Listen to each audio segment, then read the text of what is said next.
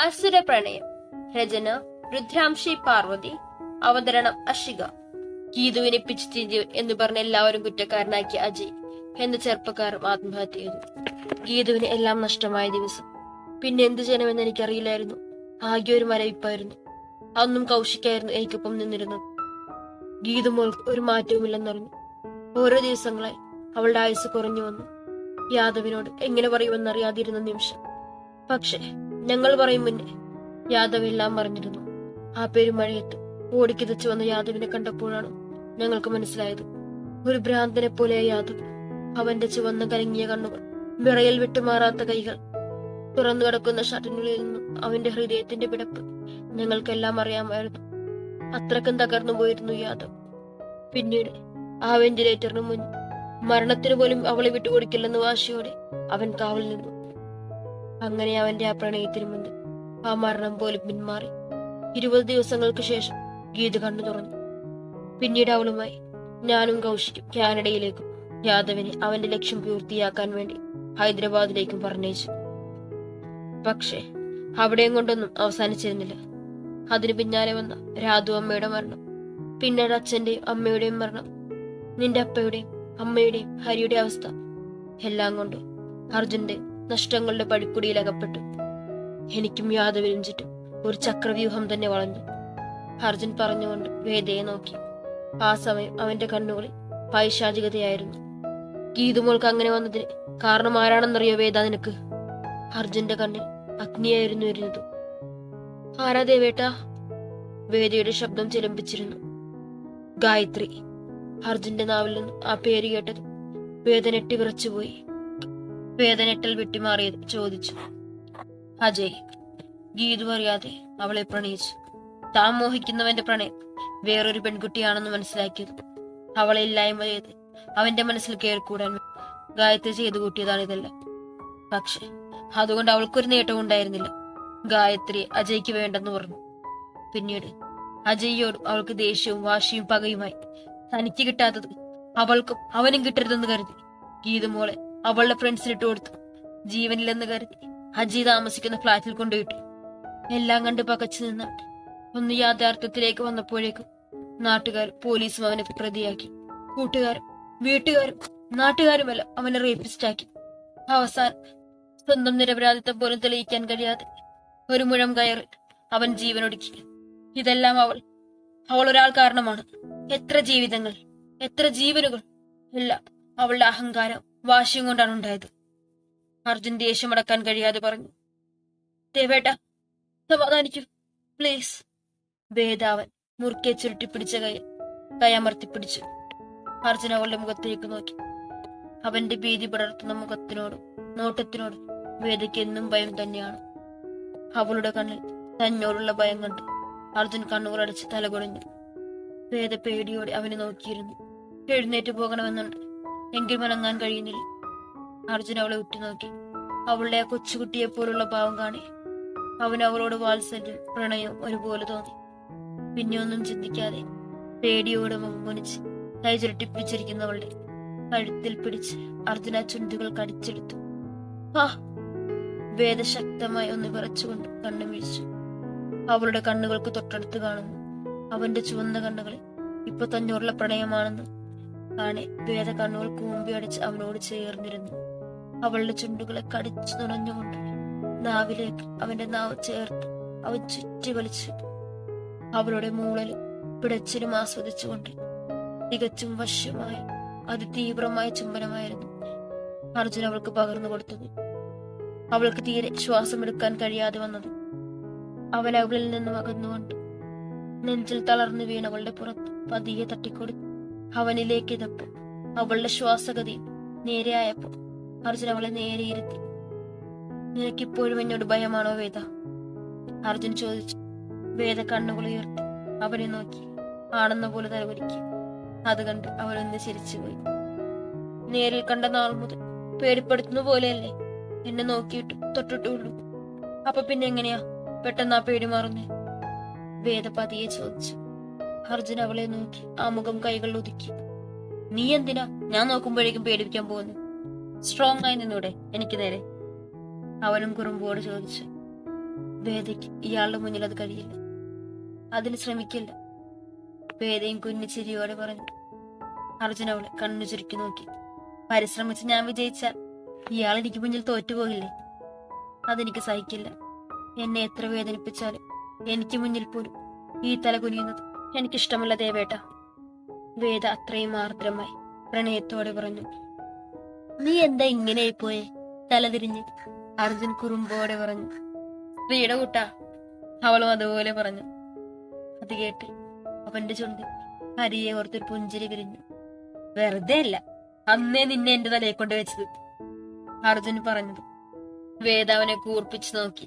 നോക്കണ്ട, രണ്ടും അല്ല ഇപ്പൊ 3 ഒരേ അച്ചിൽ വാർത്ത പോലെ ആയിട്ടുണ്ട്, അർജുൻ പറഞ്ഞു.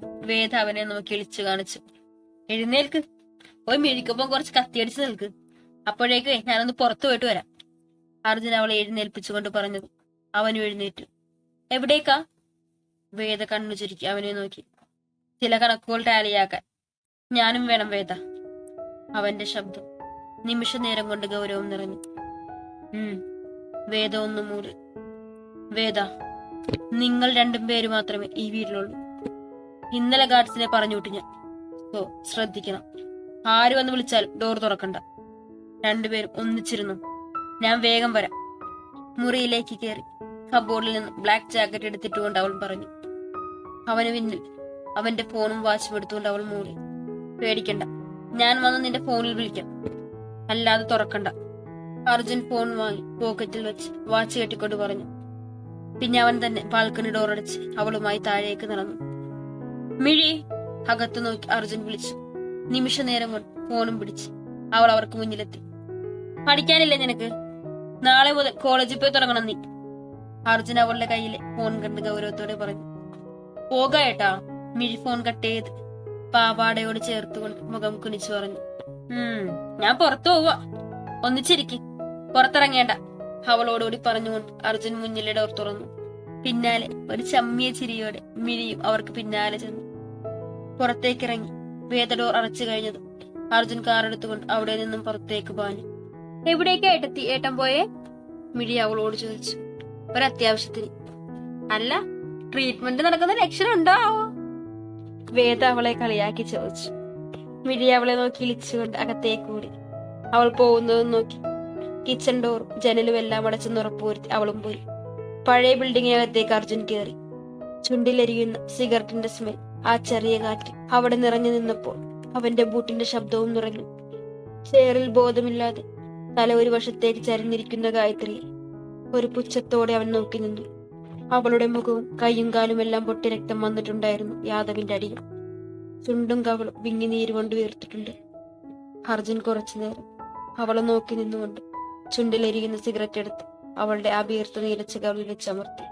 ആ ഗായത്രി വേദനയോടെ അയറി വിളിച്ചു കണ്ണുകൾ തുറന്നു. അവൾക്ക് അകലമായി മാറി നിന്ന ഗാർഡ്സ് ഗായത്രിയെ നോക്കി ഉച്ചത്തോടെ പറഞ്ഞു. സൈലൻസ്. അർജുൻ സ്വന്തം ചുണ്ടിൽ കൈവച്ച് അവളുടെ അടുത്തേക്ക് മുഖമടുപ്പിച്ച് പറഞ്ഞു.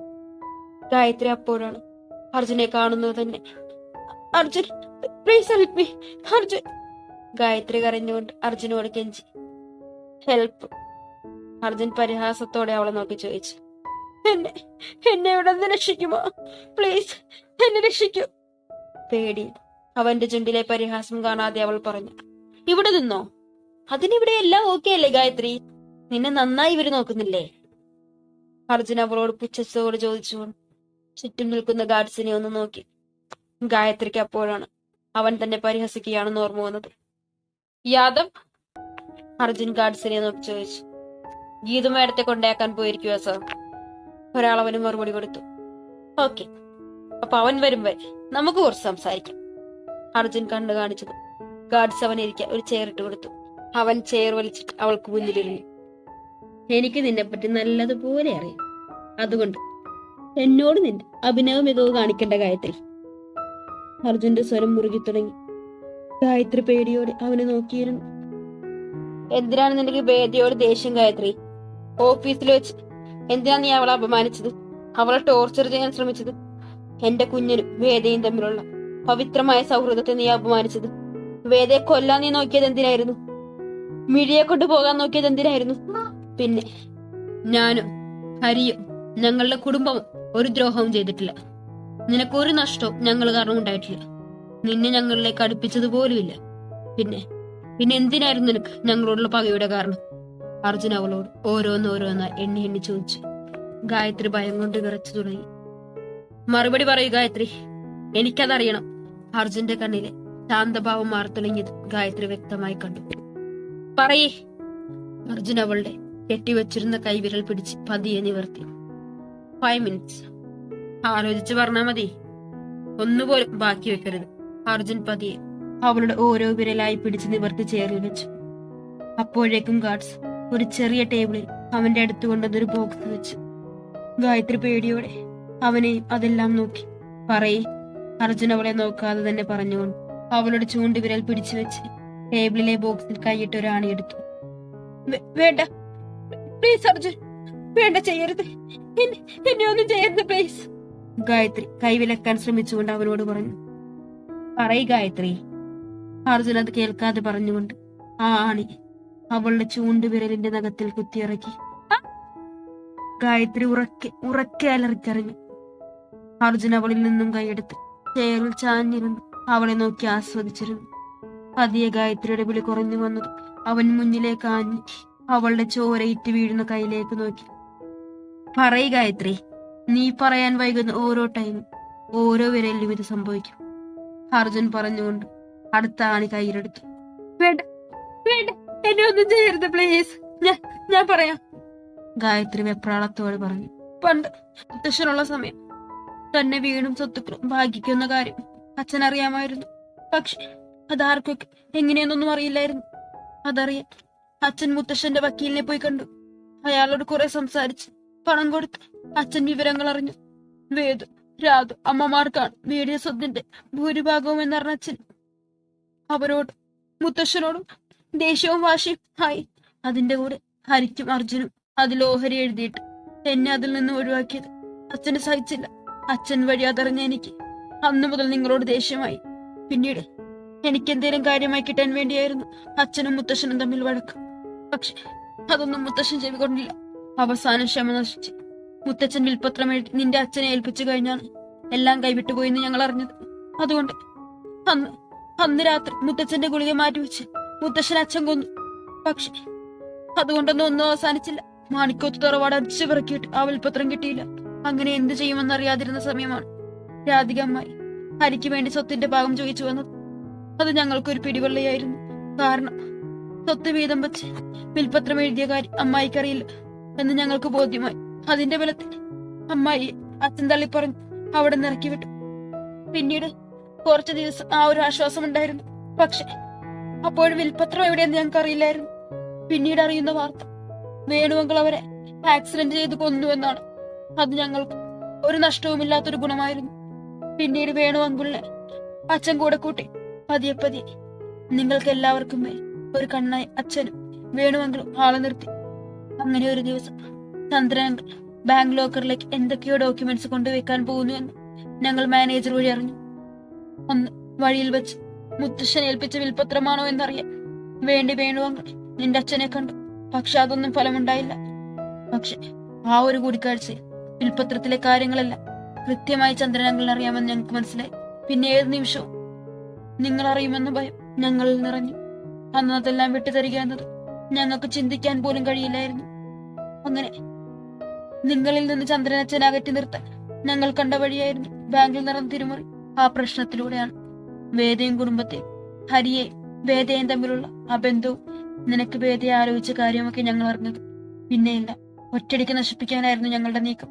അങ്ങനെയാണ് അന്ന് നിന്റെ അച്ഛനും അമ്മയ്ക്കും ഹരിക്കുമുണ്ടായ ആക്സിഡന്റും വേദയുടെ അച്ഛന്റെ അമ്മയുടെ മരണവും ഗായത്രി പറഞ്ഞു നിർത്തിയത്. അർജുന്റെ കയ്യിലിരുന്ന ആണി അവളുടെ ഉള്ളങ്കയിൽ തുളഞ്ഞു കയറി.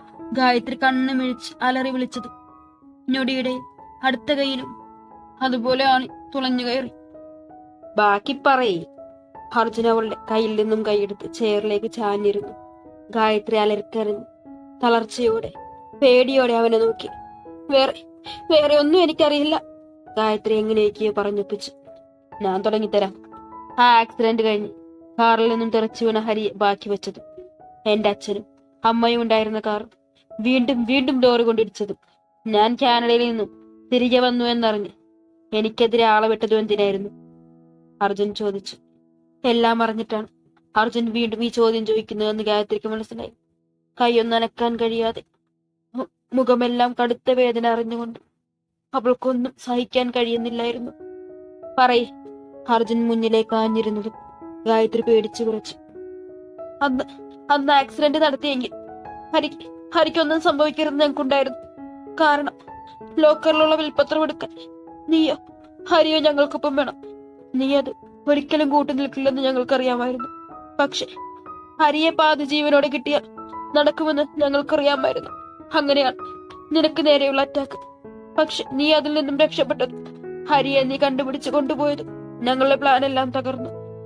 ഇനി എന്ത് ചെയ്യുമെന്ന് ആലോചിക്കുകയാണ്. നീ ഞാനുമായുള്ള വിവാഹം മനസ്സിൽ വന്നത് നിന്നോടുള്ള ദേഷ്യത്തെ ആദ്യം ഞാൻ എതിർത്തുവെങ്കിലും പിന്നീട് വേറെ വഴിയില്ലാതെ സമ്മതിച്ചു. അങ്ങനെ നിന്നെ കാണാനും അടുക്കാനും ഞാൻ നിനക്ക് പുറകെ ഉണ്ടായിരുന്നു. പക്ഷെ നീ ഞാനെന്നൊരാളെ പോലും അറിഞ്ഞില്ല. ഹോസ്പിറ്റലിൽ ഹരിക്കൊപ്പം ചത്തു ജീവിച്ചു.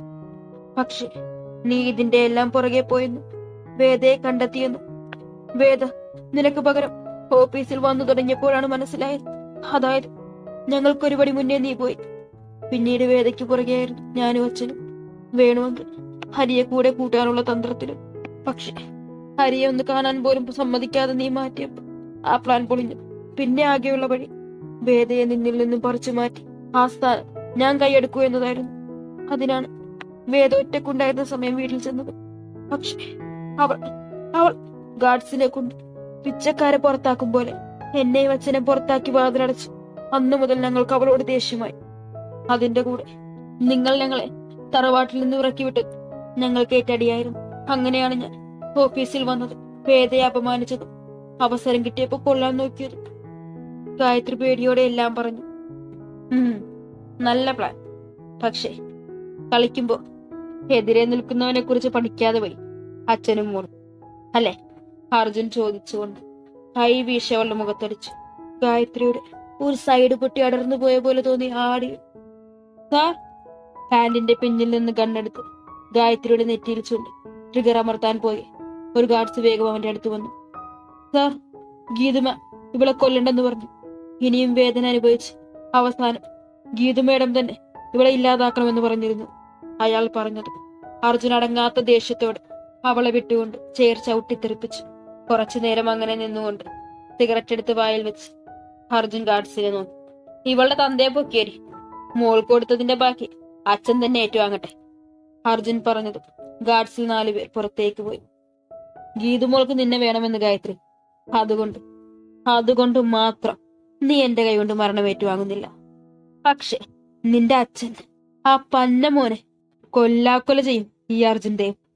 അർജുൻ തളർന്നിരിക്കുന്ന ഗായത്രിയെ നോക്കി മുരണ്ടു. ഗായത്രി പേടിയോടെ അവനെ നോക്കാതെ കണ്ണുകൾ അടച്ചു കളഞ്ഞു. അർജുൻ അവളെ നോക്കി പുച്ഛത്തോടെ ചുണ്ടുകൊട്ടിക്കൊണ്ട് പുറത്തേക്ക് ഇറങ്ങി. അവൻ വണ്ടിയിൽ കയറി സ്റ്റാർട്ട് ചെയ്തതും യാദവിന്റെ മെസ്സേജ് വന്നു. അർജുൻ നേരെ അങ്ങോട്ട് വണ്ടി വായിച്ചു. ഗായത്രിയെ കുറിച്ച് അറിഞ്ഞ കാര്യങ്ങൾ എല്ലാം മിഴിയോട് പറഞ്ഞുകൊണ്ടിരിക്കുകയാണ് വേദ.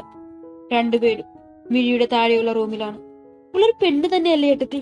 ദുഷ്ട, ഇങ്ങനെയൊക്കെ ഒരു പെണ്ണിനോട് ചെയ്യാൻ കൂട്ടുന്നത് എങ്ങനെയാ? മിഴിയെല്ലാം കേട്ട് ചോദിച്ചു. ഇങ്ങനെ നികൃഷ്ട ജീവികളുണ്ട് മിഴി. പുറമെ ചിരിച്ചുകൊണ്ട് സൗഹൃദം നടിച്ചുകൊണ്ട് ചതിക്കുന്നവർ. വേദ ഗായത്രിയോടുള്ള വെറുപ്പിൽ പറഞ്ഞു. സുമ ആന്റി പറഞ്ഞപ്പോ ഞാൻ കരുതിയത് പെട്ടെന്നുള്ള പൊട്ടിത്തെറിച്ച സ്വഭാവവും ഈ ദേഷ്യവും വാശിയൊക്കെ അവൾക്കുള്ളൂ എന്നാ. പക്ഷെ ദേവേട്ടൻ പറഞ്ഞപ്പോ ശരിക്കും ഞെട്ടിപ്പോയി. ഞാൻ പേടിച്ചുപോയി. വേദ പറഞ്ഞുകൊണ്ട് എന്തോ ആലോചിക്കുന്ന മിഴിയെ നോക്കി. നീ എന്താ ആലോചിക്കുന്നേ? വേദ അവളുടെ കയ്യിൽ തട്ടി. അന്ന് ഞാൻ അവളെ വിശ്വസിച്ച് കൂടെ പോയിരുന്നെങ്കിൽ ചിലപ്പോ എന്നെ പേടിയാവുക ആലോചിക്കുമ്പോ തന്നെ. മിഴി പറഞ്ഞുകൊണ്ട് വേദയുടെ കയ്യിൽ ചുറ്റിപ്പിടിച്ച് അവളുടെ തോളിൽ മുഖം വെച്ചു. അങ്ങനെയൊന്നും നീ ഉള്ളൊരു വിളിക്കുന്ന ദൈവം നിന്നെ കൈവിടില്ല മിഴി. അത്രയും സങ്കടം കടന്നു വന്നവരല്ലേ നമ്മളെല്ലാവരും. വേദ അവളെ ആശ്വസിപ്പിച്ചു. വീണ്ടും ഓരോന്ന് പറഞ്ഞിരിക്കുകയാണ് പുറത്ത് കോളിംഗ് ബെല്ല് കേട്ടത്. ഏട്ടൻ വന്നെന്ന് തോന്നുന്നു, മിഴി പറഞ്ഞു. ദേവേട്ടൻ വന്ന എന്റെ ഫോണിൽ വിളിക്കുമെന്നാ പറഞ്ഞു. ഇത് ദേവേട്ടനായിരിക്കില്ല, വേദ അവളോട് പറഞ്ഞുകൊണ്ട് ബെഡിൽ നിന്ന് എഴുന്നേറ്റു. ഏട്ടനല്ലെങ്കിൽ പിന്നെ ആരാ? നമുക്ക് ഡോറ് തുറക്കണ്ട ഏട്ടത്തി. മിഴി പേടിയോടെ അവളെ പിടിച്ചു. തുറക്കില്ല, പക്ഷെ ആരാണെന്ന് നമുക്ക് നോക്കാം. വേദ പറഞ്ഞതും മിഴി സമ്മതിച്ചുകൊണ്ട് അവൾക്കൊപ്പം നടന്നു. ഹാളിൽ നിന്ന് പുറത്തെ ലൈറ്റ് ഓൺ ചെയ്തുകൊണ്ട് ഇരുവരും ജനാലയ്ക്കടുത്തേക്ക് നടന്നു. ഒരു ജനാല തുറന്നു ഇരുവരും പുറത്തേക്ക് നോക്കി. ആരെയും കാണാൻ കഴിയാതെ ജനാല അടച്ചുകൊണ്ട് ഹാളിൽ തന്നെ അവർ വന്നു നിന്നു. പോയി കാണും എടുത്തി, നമുക്ക് റൂമിൽ പോകാം. പക്ഷെ ഒരടി മുന്നോട്ട് വെച്ചത് വീണ്ടും ബെല്ല് കേട്ടു. വേദയും മിഴിയും പരസ്പരം നോക്കിക്കൊണ്ട് ഡോറിലേക്ക് നോക്കി. നീ അകത്തേക്ക് പോയി ഫോൺ എടുത്ത് ദേവേട്ടനെ വിളിക്ക്, ചെല്ല്. വേദ ധൈര്യം കൈവിടാതെ അവളോട് പറഞ്ഞു. തുറക്കണ്ട ചേച്ചി, മിഴി പറഞ്ഞുകൊണ്ട് വേഗം അകത്തേക്ക് പോയി. വേദമോളെ, മിഴിമോളെ, വാതിലൊന്ന് തുറക്ക്. പുറത്തുനിന്ന് സുമയുടെ ശബ്ദം കേട്ടത് വേദയ്ക്ക് നേരെ ആശ്വാസം വേണം. പക്ഷെ അടുത്ത നിമിഷം അത് മാറി. ആന്റി ഈ നേരത്തെന്താ ഇവിടെ? വേദ സംശയത്തോടെ നിന്നത്. മിഴി ഫോണും കൊണ്ടുവന്നു. സുമാന്റിയാണ്, വേദ പറഞ്ഞു. മിഴിയുടെ പേടി ഒന്ന് കുറഞ്ഞു. പക്ഷെ വേദയ്ക്ക് വന്ന സംശയം അവൾക്കുമുണ്ടായി. സുമാന്റി ഈ സമയം എന്താ ഇവിടെ? മിഴി ചോദിച്ചു. വേദ അവളെ നോക്കിയതല്ലാതെ മറുപടി പറഞ്ഞില്ല. തുടരും. ചെറിയൊരു ജലദോഷമുണ്ട്, അപ്പൊ ചെറുതായിട്ടൊന്ന് സൗണ്ട് മാറിയിട്ടുണ്ടേ, എല്ലാവരും ഒന്ന് ക്ഷമിക്കുക. മിഴി ഫോണും കൊണ്ടുവന്നു. സുമാന്റിയാണ്, വേദ പറഞ്ഞു. മിഴിയുടെ പേടി ഒന്ന് കുറഞ്ഞു. പക്ഷെ വേദയ്ക്ക് വന്ന സംശയം അവൾക്കുമുണ്ടായി. സുമാന്റി ഈ സമയം എന്താ ഇവിടെ? മിഴി ചോദിച്ചു. വേദ അവളെ നോക്കിയതല്ലാതെ മറുപടി പറഞ്ഞില്ല. തുടരും. ചെറിയൊരു ജലദോഷമുണ്ട്, അപ്പൊ ചെറുതായിട്ടൊന്ന് സൗണ്ട് മാറിയിട്ടുണ്ടേ, എല്ലാവരും ഒന്ന് ക്ഷമിക്കുക.